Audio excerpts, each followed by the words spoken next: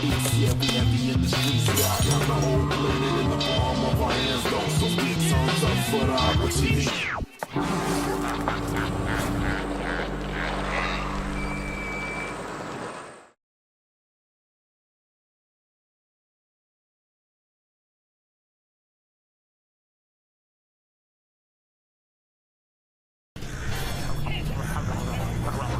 Picture this: Brooklyn, New York in the 1930s. Life on the streets was tough and the police were having quite a hard time maintaining law and order. Did I say the 30s? I guess it's still the same shit, just a different day. Anyway, back then a few big crime bosses were calling the shots, kind of literally. The only problem was that while they were calling the shots, the people tasked were calling their shots and their names to the police when arrested. Not ideal. So, a bunch of Italian and Jewish mobsters came up with the brilliant idea to start up a business dedicated to, murdering people. I mean, why kill people randomly when you can turn it into a streamlined service?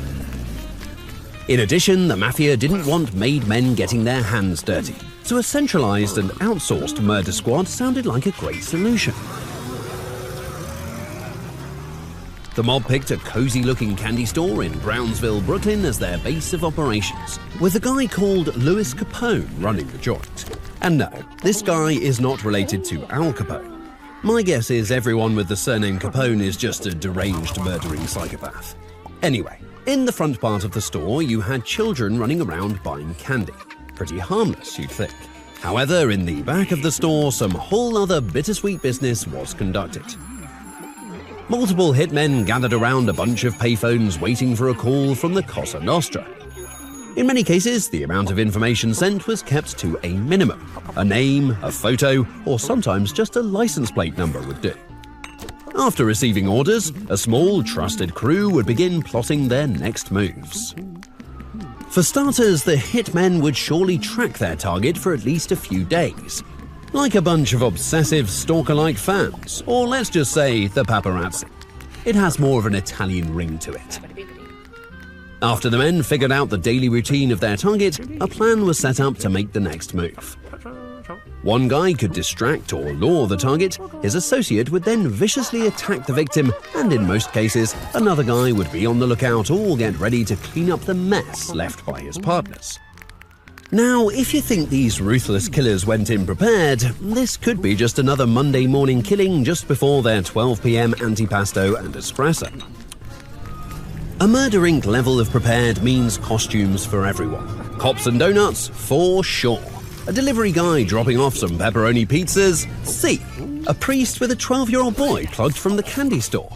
Hell, why not kill two birds with one stone and all dress up as garbage collectors?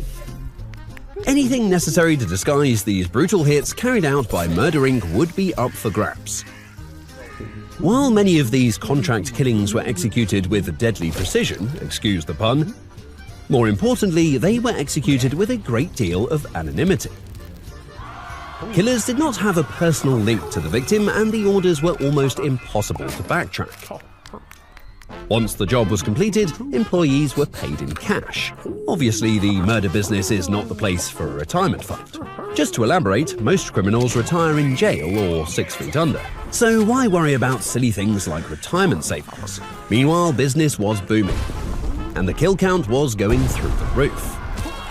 The hitmen responsible for these numbers were Abe Kid Twist Relis, one of the most feared hitmen and apparently also a great informant for police later on.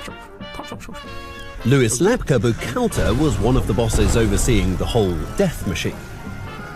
Frank Abendando, aka the Dasher, was a good-looking hitman, no homo, who looked like a gentleman but turned into a cold-blooded monster the moment he attacked his victims.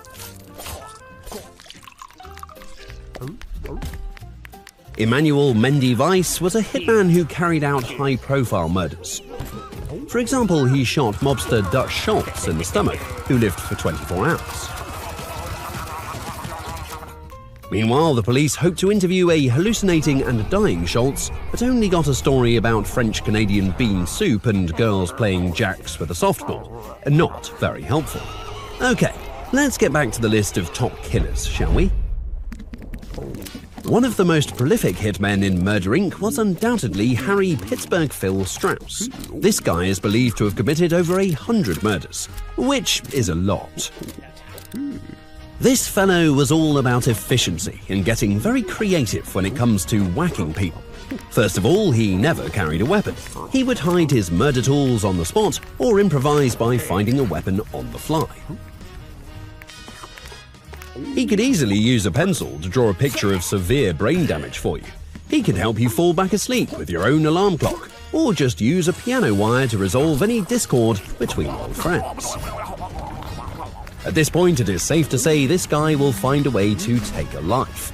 He even shoved bodies into freezers to plan later disposals when police were paying less attention.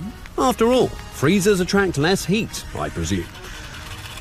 To show you the kill skills of this man, let us join Harry Pittsburgh Strauss for a night out on the town.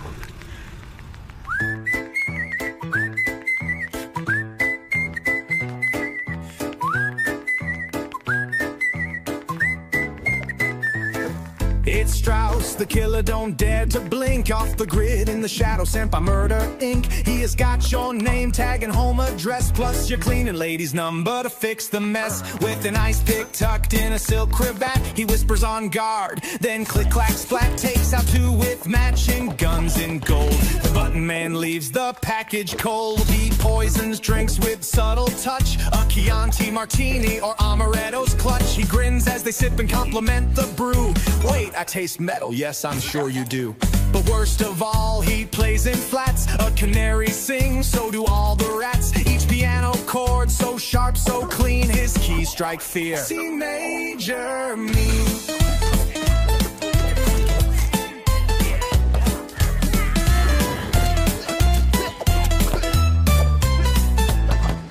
A soldier gets paid to go to war, so he swings his axe, walking through the door. Sharp like his blade, Brioni suit with vest. Add the concrete boots for his latest guest. His goomer lady friend about to share his fate. She begs with tears, but it's far too late. From high heels to seeing keels of a fishing fleet. As agreed, smelly meat is taken off the street. These streets hum with the music of the dead. Let us dance to their tune instead. He's Strauss the killer, your final note. In opera gloves and murder coat. He doesn't run, he doesn't hide. He'll whack 'em all and then vibe slide. He's Strauss the killer, your final note. In opera gloves and murder coat. He doesn't run, he doesn't hide. He'll whack 'em all and then vibe slide.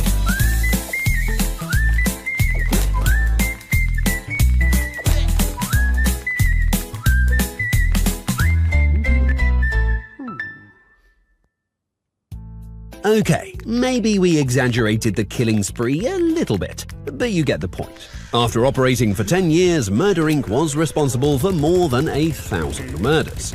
You can run your business as discreetly as you want, but a cute little candy store with 1,000 corpses around it, well, people are going to notice after a while. As we mentioned earlier, Abe Kid Twist Relis eventually spilled the beans on Murder Inc. and triggered the downfall of the organization and its associates. Not long after, Abe Relis fell from a 6-story hotel while being in police custody. The police reported the fall as a, suicide. Yes, unlike Abe Relis himself, let that silence hang in the air for a bit, while digesting the credibility of that report. Eventually, most hitmen and mob bosses of Murder Inc. were arrested, put on trial, and subsequently executed for their crimes. The old sparky electric chair in the Sing Sing Correctional Facility was their final redemption for a brutal and violent life on the streets of New York. But, as the saying goes, in the end, the streets always collect.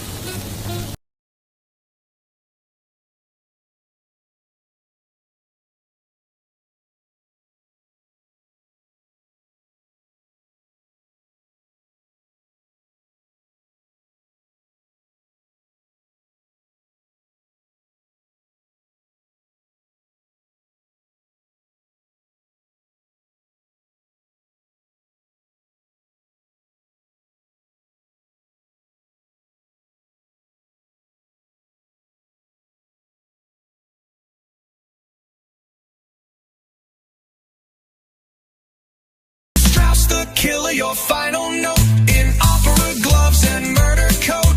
He doesn't run, he doesn't hide. He'll whack 'em all and then vibe slide.